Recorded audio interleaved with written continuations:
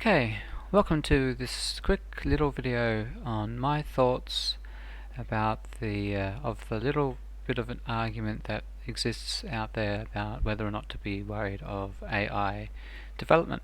The likes of Elon Musk and Mark Zuckerberg have talked about it.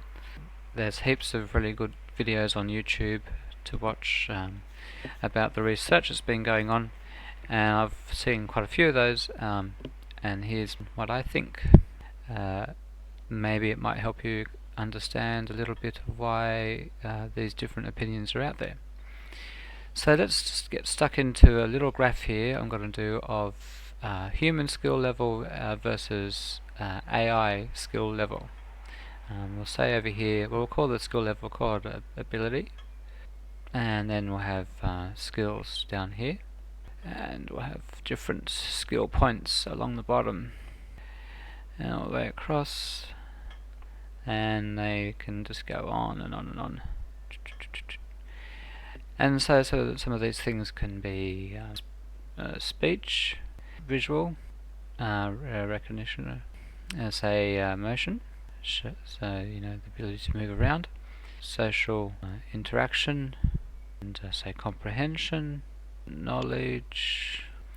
And now say there's lots of them of different ones, but I'm not going to try and put all of them, just as a sort of example of my point. So, but I will get to a couple of other sort of things which are more AI side of things. So we'll say maths, data processing, yeah, etc., etc. So if we were then to make humans a green line and say that our speech is sort of just this is relative, so it doesn't really matter the actual amount. Speech is there, and then our visual recognition is sort of there, say, or would maybe our visual recognition is slightly better than our ability to hear and speak clearly. Our motion is sort of there on average. Social interactive skills are up here somewhere. Comprehension, maybe comprehension's a bit lower again. Knowledge, and then maths and data processing, and then it goes up and down. Now to make my point about why some people are a bit concerned, or why they voice the need to take action now, is I first need to just go back in time, say, I don't know, say a few years, say sort of 3 to 10 years back in time, and AI at that stage was perhaps the speech and that were approaching human but not quite there, and visual recognition, not the basics, could do the basics.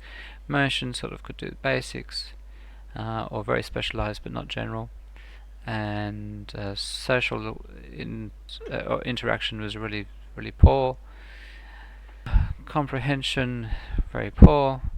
Now knowledge sort of had a weird bit where it sort of had knowledge. I guess you could argue that if you included the internet and Google, you could potentially say it had that type of knowledge, perhaps. Or if you want usable knowledge, then it was much lower because they couldn't do anything with it. Then we hit the maths, and obviously as high as you can go. Compared to humans, I mean, it's just millions of times. Data processing, similar. And then after there, it went up and down, crossed, backwards and forwards, depending on different things. And we could even suggest that there are some other little things in between here, because that suits my purpose for later on. Other little troughs and valleys all along the way. That was AI. Let's put a little key up here. AI. Before. Before now. Now let's look at AI in the last few years. This is where the concern comes from. So speech, it's come even. So now it's basically human level. Visual recognition is rapidly improving, very rapidly, to the point where you can start to show a computer, an AI program, a photo of just about anything if it's the right program, and it will recognize things in there very well. You can some ways you could say it's better than humans because you can show the right program pictures of say cancerous cells on a microscope, and that program will spot them more accurately than humans do, which is a visual skill. Yeah, there's certain applications where they're better, there's other ones where they're just a bit worse, but anyway, the main point is that it's near on human ability. Motion has come a long way, so that's getting very close to human ability again. Certain areas obviously they're beyond, and other areas they're behind, but for instance you can teach a drone to juggle ping pong balls very easily using maths, and humans would have a next to impossible time to do that. However, we can adapt to many different situations so that one of those things can't.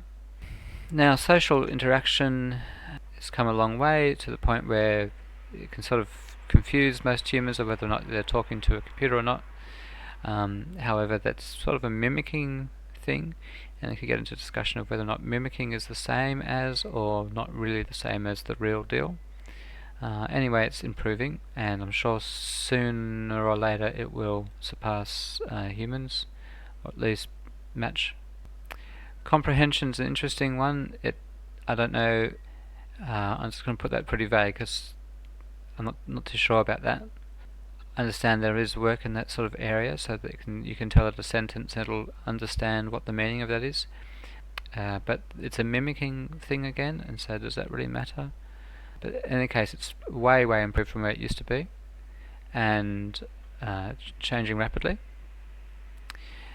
Knowledge is sort of the same as before, but I think with the comprehension and social interaction, knowledge becomes more useful, so you can make use of that sort of stuff. So it's definitely up here. Maybe actually it's up there. Maths, obviously, still really high. Data processing, all that stuff. It's even gone higher. The speed, obviously. And then today, there's this, I wouldn't have gone below. Let's undo that. It's changing in all its different areas. Now the reason why people are a bit concerned is that this change over the last few years is massive. All these areas. So the part of what some people think, a bit of a misconception, and this is where again the fear comes in, or the reasons why you should be concerned, or at least give this some thought. It's wrong to assume that this line, as it progresses, it's wrong to assume it stops on the green line. It's already past the green line in many areas, so if we went to some future AI, it doesn't just finish on the green line. So in another few years, it's potentially maybe the speech is actually better than the average human. Visual recognition is probably going to be immense because it's going to have more knowledge of what to do with different spectrums of light, and the computer eyes will be better, and the accuracy of the definition that can be picked up will be higher too, combined with then the knowledge that it'll have, make that very powerful. So that's up there somewhere. Motion is going to be faster and quicker, and probably able to do most of the things that humans can do, and the ones it can't do as well are probably fairly irrelevant, so that's going to surpass at some point human ability. And then social interaction, at least, probably match, so you can't tell if you're interacting with a computer or not. And I'll sort of dot this along here. Comprehension conceivably will surpass humans. Obviously, a lot of people's ability to understand things can be quite dependent on their education. whereas a computer program will have a theoretical top sort of degree in comprehension, and the knowledge, a usable knowledge, will skyrocket. And obviously maths and data processing and all that sort of stuff will be up there, and it will continue to change above and above and above. In another few years you could conceivably sort of see this line moving further and further and further. And so that's the point where people are pointing out that now we have these programs, computer programs, which will surpass humans in a great variety of things.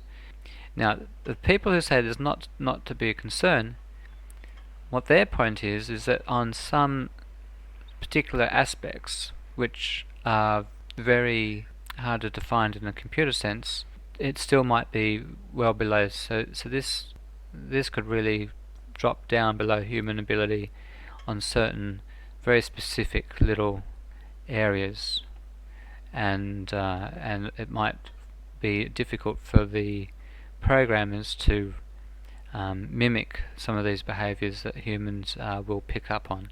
So there'll be little flaws in the systems where you'll suddenly go, hey, this computer program just did the weirdest thing I've ever seen in my life. It's obviously not a human. And so the people who are saying it's nothing to be worried about are really pointing to these locations here where the computer program falls well short of our abilities, and gives us reason to feel we can potentially keep up or have control over these programs. But on the flip side, the people who are worried, they suggest that really once you have this purple line which is above, and if we just generally shade in this area between human and computer, you see in a few years' time there is not a lot which isn't surpassing humans. So then you wonder, can we provide the motivation to this entity to redesign itself and tell it that what we want from it is to redesign itself, since it has many of the abilities of humans surpassing. So we can then say, okay, work on yourself. We want you to improve your own abilities now. And now we've got something which potentially improve itself beyond what we can at the moment. And it's sort of interesting because then you've put its future in its own hands. But I still think that a lot of the experts in this region say, yes, but there are plenty of little regions like this where it will not be able to improve upon these. So that's, in a sort of a brief nutshell, the reason why say Elon and those sort of people are worried is because this movement in these key areas where traditionally it's been below human ability is rapid, and they just want to know that what happens when it's up here. Can we still follow what it's doing, and can we still control it? The people who aren't concerned are saying they know well and truly, they know about these areas, and they know that these are critical little areas which really help cripple a general AI in its ability to operate as a human, or as a superhuman. So the next little thing I'll just get into is, well, what does it mean? What do I think about having something that had all these super abilities? What sort of fear is there about that? And I was thinking that really, to my mind, the fear might be as a result of the actions that these things could take. So you have this AI thing, and it takes. Why would we be scared of it? Well, because it could take an action that causes something to happen. So it has to take an action at some stage, because obviously, if it can't actually do anything, it can be super intelligent but not have the ability to carry out any actions, then it should not be, there's no need to worry. But obviously we will want these things to be able to take action for us in many situations. But what's behind something that has to take an action? What are the things in place that need to be there for action to happen? And when you look at advertising and the human behavior, they've figured out that there's a few different things. You need a motivation, or sort of almost like a will. Then there's another one which is sort of related to that, trigger, and ability. If you don't have all those things, then the action doesn't happen. So that's, to me, then thinking about how an AI operates and what actions it takes. I often wonder. Sure, it has ability, has this all over, and you could say, well, maybe it won't have that. But really, I think the usefulness of having something that has this sort of potential ability becomes pointless if you don't let it have that ability. So it's going to have ability one way or another. It'll be probably connected on the web and remotely, not necessarily in the room that you're in, and you'll want it to be connected and spread out, I guess, in the cloud, I suppose you could sort of say. So you're not going to be able to contain its ability, but that's okay, because in order for something to happen, an action, you need more than just the ability to do that. Actually, you need some sort of trigger, and you need a motivation. And I guess triggers, when you get to a trigger, I suspect that then you'd also have these entities be self-triggering. So it will have the ability to take external information and know when to do something based on those external factors. It'll create its own trigger. In a human behavior thing, a trigger here is some external event that happens that starts you thinking about taking some action. And whether you take the action or not is then dependent on if you have the ability to do anything about it, and also if you care enough about it. So I think in an AI sense, you'd always have these machines be self-triggering for many different activities, just because if they have to, they're going to be a lot more useful that way. But the one that I find intriguing to think about is the motivation. Can an AI thing be quite useful with a trigger and ability, and does it have to have motivation outside of our own motivation?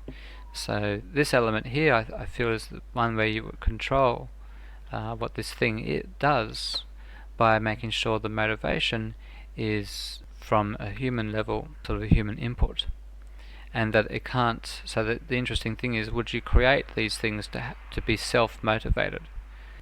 And that may be one way to control, because at the end of the day, this is sort of about how does something on this green line control the purple line when the purple line is higher than the green line most of the time.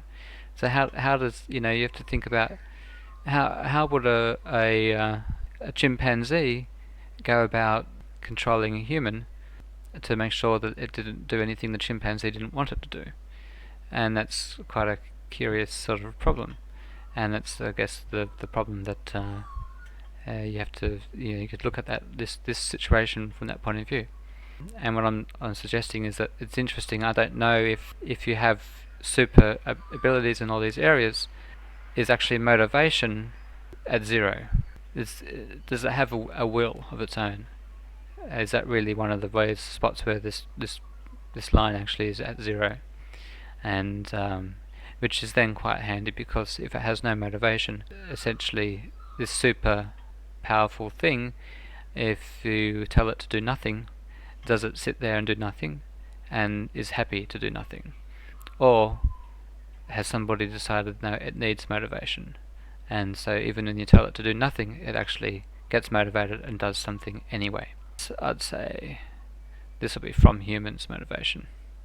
And then that becomes an issue with, I guess this is the other area where Elon and all those other people are coming from, is that if that motivation is from humans, is it from bad humans or good humans? And so now you have motivation coming from a bad human that controls something which is quite powerful. And so that's another a fear point.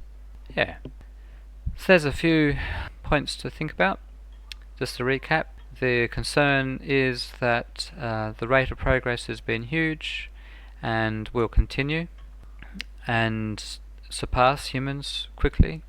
It won't stop at the green line, it'll keep on going. But really, what are these points where even with super abilities in other areas we still have something which essentially is a dumb machine with which hopefully means this is nothing to be worried about, hopefully has zero will of its own. I was thinking that you could have the idea of make sure we had bored AI that was happy being bored.